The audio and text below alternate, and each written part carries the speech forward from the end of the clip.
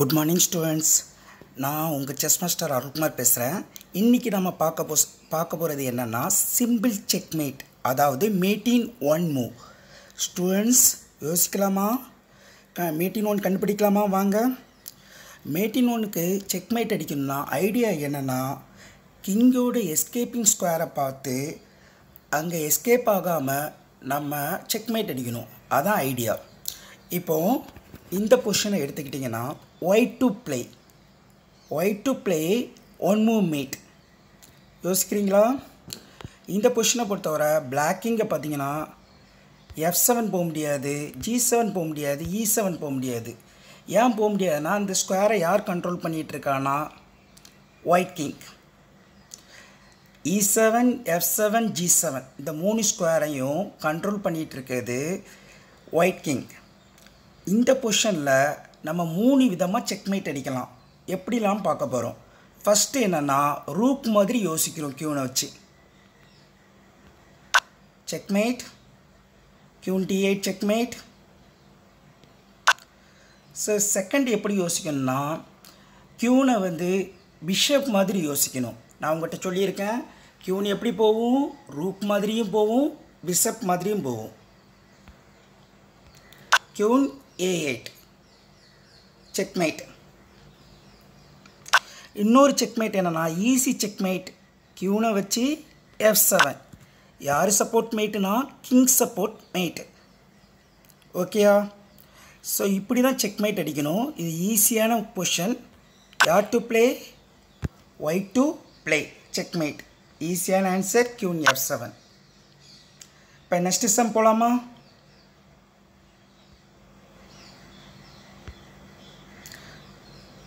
So இந்த பொசிஷனை பார்க்குறோம்.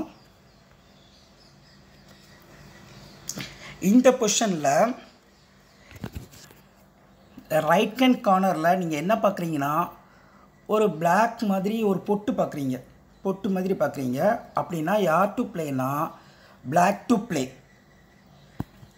ப்ளே. இப்போ எக்ஸாம்பிள் நான் கிங்கை தூக்கி வைக்கேன். கிங் எங்கெல்லாம் கண்ட்ரோல் பண்ணிகிட்ருக்கேன்னா, கிங் E7, F7, இந்த கிங் E2, F2 ஸ்கொயரை கண்ட்ரோல் பண்ணிகிட்ருக்கு. ஸோ கிங் சப்போர்ட்டில் தான் மேட் ஆகணும். கிங் இப்போதைக்கு எஸ்கேப் ஆகும்னா கிங்கு ஜியில் மட்டும்தான் போகணும். கிங் G1 மட்டும்தான் போகணும். கியூனை தூக்கி ஒரு இடத்துல ஃபிக்ஸ் பண்ணால் மேட்டு. கியூனை எங்கே வச்சா மேட்டு? கிங் சப்போர்ட்டில் F2. Queen F2 checkmate.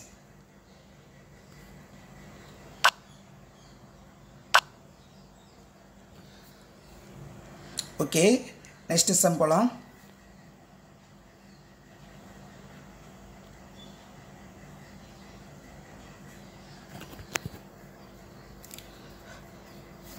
இப்போ யார் டு ப்ளேனா ஒயிட் டு ப்ளே. இப்போ எக்ஸாம்பிள் இந்த கிங்கு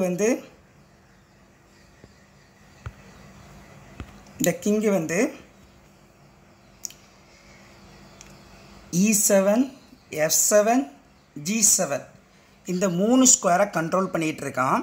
பிளாக்கிங் எங்கேயும் போக முடியாத அளவுக்கு ஸ்டேல். இந்த பொசிஷனில் பிளாக்கிங் எங்கெல்லாம் போகலாம்? நீங்களே யோசிங்க. King E8 R G8. So இந்த 2 ஸ்கொயர் மட்டும்தான் பிளாக்கிங்கால் போக முடியும். ஃபஸ்ட்டு ரூக் மாதிரி யோசிங்க. கியூனை ஆன்சர் கண்டுபிடிச்சிருப்பீங்கன்னு நினைக்கிறேன். ரூக் மாதிரி யோசிச்சா ஸ்ட்ரைட்டாக யோசிங்க. Queen H8 checkmate. Okay, next கியூனை பிஷப் மாதிரி யோசிங்க. ஆன்சர் கண்டுபிடிச்சிருப்பீங்கன்னு நினைக்கிறேன். பிஷப் மாதிரி கிராஸாக யோசிங்க. Queen A8.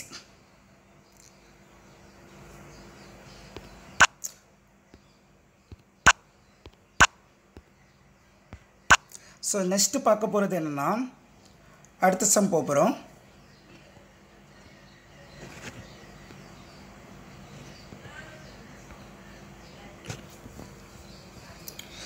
So உங்களோட லெஃப்ட் ஹேண்ட் கார்னரில் யார் டு பிளேன்னு போட்டிருக்கு, Black to play. Back rank mate, last ரேங்கில் மேட் ஆகிற ஒவ்வொரு மேட்டையும் பேக் ரேங்க் மேட்டும்பாங்க. இப்போ என்னன்னா க்யூனை வச்சு நீங்கள் பிஷப் மாதிரி யோசிங்க. க்யூனை பிஷப் மாதிரி யோசிச்சா மேட் அடிக்கலாம். இப்போ அவன் ஒயிட் டு பிளேயாக இருந்தாச்சுன்னா அவன் வந்து என்ன பண்ணுவான்னா பிஷப் சப்போர்ட்டில் மேட் அடிப்பான். ரூக்கை தூக்கி H8 வச்சா மேட்டு ஒயிட் டு பிளேயாக இருந்தான்.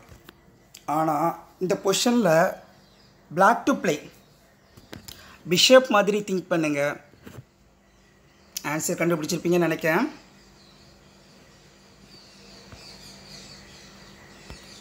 Queen H1, checkmate, back rank mate.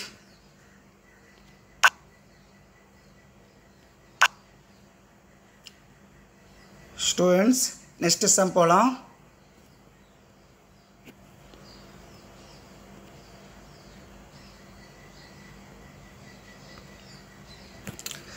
இந்த பொசிஷனில் எப்படி செக்மேட் அடிக்கிறதுன்னு யோசிக்கிறீங்களா? இந்த பொசிஷனில் இந்த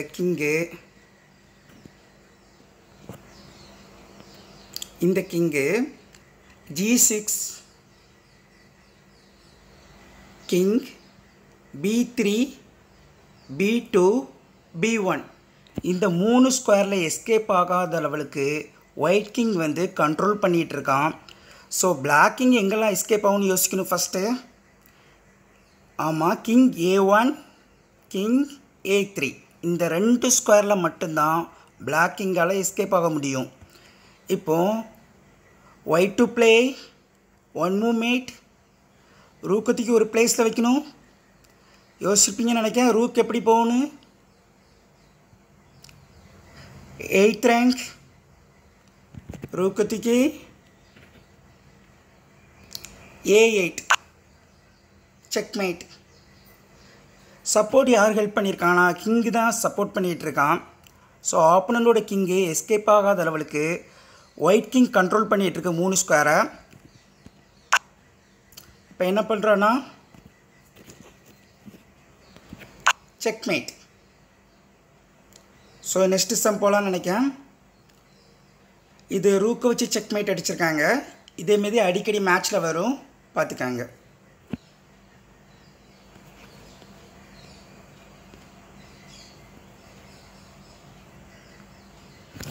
ஸோ இந்த பொசிஷனை பொறுத்தவரை பார்த்தீங்கன்னா பிளாக் டு ப்ளே. உங்களோட லெஃப்ட் ஹேண்ட் கார்னரில் பாருங்கள் யார் டு ப்ளேன்னு போட்டிருக்கான், black to play. Back rank mate, black வந்து யோசிச்சிருப்பீங்கன்னு நினைக்கிறேன். ஒரு ரூக்கு வந்து செகண்ட் ரேங்கை கண்ட்ரோல் பண்ணிகிட்ருக்கு. ஸோ அந்த ரூக்கை ஒன்றுமே பண்ணக்கூடாது. ஒரு ரூக்கு சும்மா இருக்குது E5ல், அந்த ரூக்கை ஸ்ட்ரெயிட்டாக யோசிங்க. ஆன்சர் கண்டுபிடிச்சிருப்பீங்கன்னு நினைக்கிறேன். கரெக்ட்.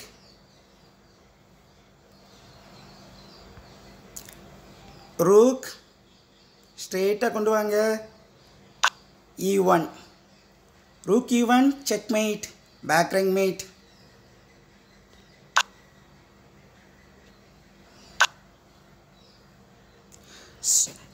பேக் ரேங்க் மேட் அடிக்கடி செஸ்ஸில் வந்துகிட்டே இருக்கும். ஸோ ரொம்ப கவனமாக இருக்கணும். என்றைக்குமே நம்மளோட மூவை மட்டும் பார்க்கக்கூடாது, நம்மளோட ஆப்போனன்ட் மூவையும் பார்க்கணும். இப்போ நெக்ஸ்ட்டு சம் போகலாம்.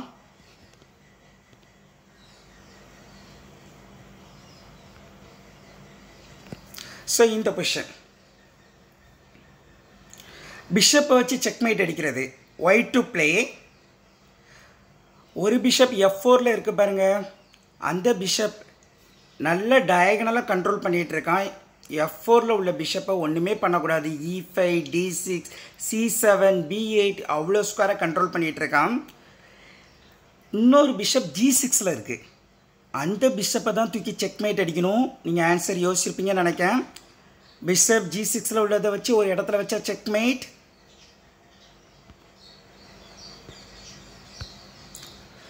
இந்த பிஷப்பை ஒன்றுமே பண்ணக்கூடாது. இந்த பிஷப் சூப்பராக கண்ட்ரோல் பண்ணிகிட்ருக்கான். இந்த பிஷப்பை ஒன்றுமே பண்ணக்கூடாது. G6ல் உள்ள பிஷப்பை ஒரு இடத்துல வச்சா மேட். ஆமாம், கிராஸாக யோசிக்கணும்.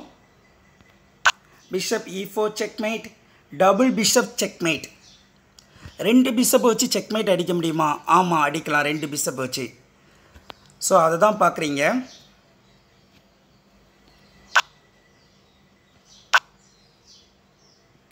ஸ்டூடெண்ட்ஸ், நெக்ஸ்ட் கொஸ்டின் போகலாம்.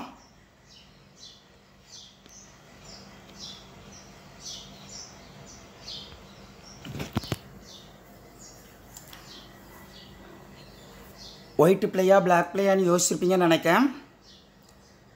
உங்களோட லெஃப்ட் ஹேண்ட் கார்னரில் காமிக்கும் அது white to play or black to பிளேன்னு. White to play. பிளாக்கோட பான் A1 கியூன் ஆக போகுது. பிளாக்குக்கு ரூக் வந்து A8 இருக்குது. இப்போ வின்னிங் அட்வான்டேஜ் ஃபுல்லு என்னென்னா ஒரு ரூக்கு நெக்ஸ்ட் அடுத்த மூவ் கியூன் ஆக போகுது. ஸோ ரொம்ப சந்தோஷமாக இருப்பான் பிளாக்கு. ஸோ அப்போ பார்த்து நம்ம ஒரு மூவ் வைக்க போகிறோம், best move white to play. White to பிளேன்னோன்னே நான் கிளிக் பண்ணோன்னே அந்த பாக்ஸ் வந்து சுருங்கிரும். So white to play. பிஷப்பை தூக்கி ஒரு பிளேஸில் வச்சா செக்மேட். நீங்கள் ஆன்சர் கண்டுபிடிச்சிருப்பீங்கன்னு நினைக்கிறேன். பிஷப்பை கிராஸாக யோசிக்கணும். Bishop E5.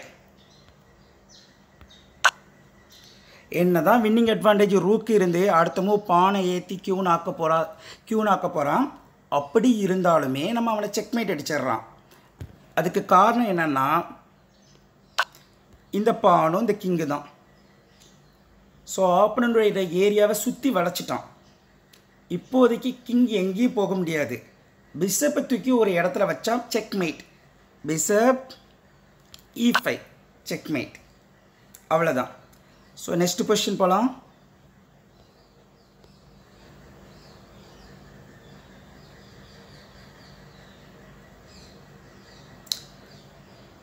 இந்த பொசிஷனில் பார்த்தீங்கன்னா இப்போ நான் எக்ஸாம்பிள்ஸ் ஏதாவது ஒரு இதை கிளிக் பண்ணுறேன். கிளிக் பண்ணாச்சுன்னா போர்டு சின்னதாயிரும்.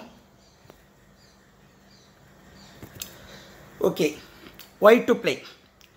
ஒயிட் டு பிளே இதை வந்து செஸ்ஸில் வந்து ஸ்மூத்தட் மேட்டுமாங்க, இன்னொரு மேட்டும் சொல்லலாம்.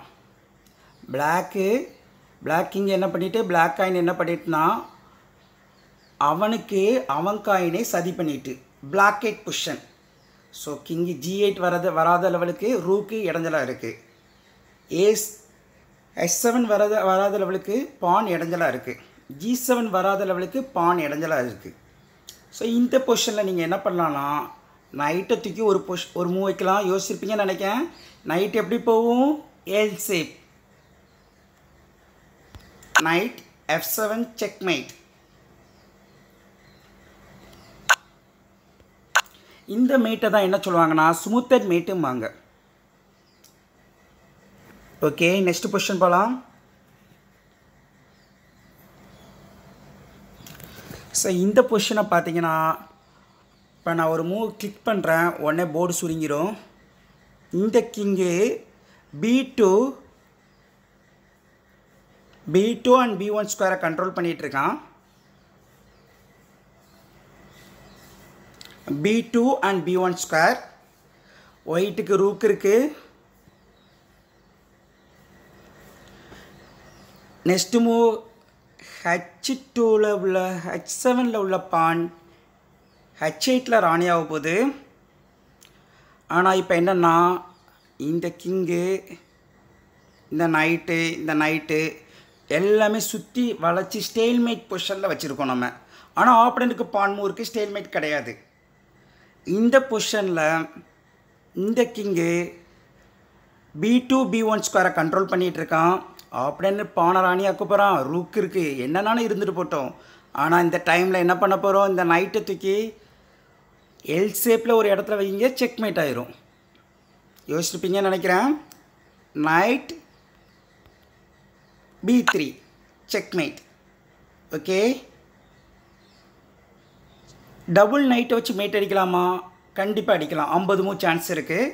50 மூக்குள்ளே நம்ம மேட் அடித்தா நம்மளுக்கு ஒரு பாயிண்ட் கிடைக்கும். ஸோ 50 மூவில் ஒயிட் கிங் சுற்றிட்டே இருந்துட்டானா மேட்ச்சு ட்ரா போட்டுருவாங்க. ஆளுக்கு 1.5 பாயிண்ட் பிச்சு கொடுத்துருவாங்க. ஸோ இந்த மேட்ச் என்னாச்சுன்னா பிளாக் வின் பண்ணிவிட்டு இப்படி தான் சிம்பிளாக நம்ம செக்மேட் படிக்கணும். செக்மேட் படிக்கும்போது என்னன்னா ஒயிட் டு பிளேனா பிளாக் கிங் எங்கெல்லாம் எஸ்கேப் ஆவான்னு யோசிக்கணும். பிளாக் டு பிளேனா ஒயிட் கிங் எங்கெல்லாம் எஸ்கேப் ஆவான்னு யோசிக்கணும். எஸ்கேப்பிங் ஸ்கொயரை நம்மளோட பீசஸை வச்சு செக்மேட் அடிக்கணும். அவ்வளோதான். ஈஸியாக செக்மேட் அடிச்சிடலாம். ரொம்ப ரொம்ப ஈஸி. செக்மேட் நம்ம இதெல்லாம் நம்ம போர்டில் வச்சு அரேஞ்ச் பண்ணணும். இப்போ நான் வச்ச பொசிஷன்லாம் நீங்கள் போர்டில் வச்சு அரேஞ்ச் பண்ணி நீங்களாக ட்ரை பண்ணிங்கன்னா உங்களால் செக்மேட் அடிக்க முடியும். மேட் இன் ஒன் ரொம்ப ஈஸி தான். ஆனால் ஸ்டெப் பை ஸ்டெப்பாக செஸ் கண்டுபிடிக்கணும். ஃபஸ்ட்டு மேட் இன் ஒன் கண்டுபிடிக்கணும், செகண்ட் மேட் இன் டூ, அதுக்கப்புறம்